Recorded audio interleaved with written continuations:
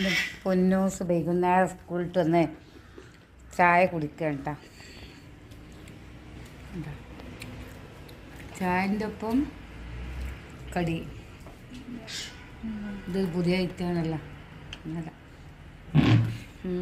നമ്മളെ ആളും വരുന്നുണ്ട്. നമ്മളെ കൊസ്സീതാ, നമ്മളെ ലഹിമോളിതാ.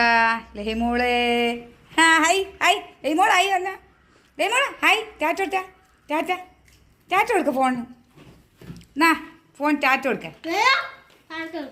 ടാറ്റ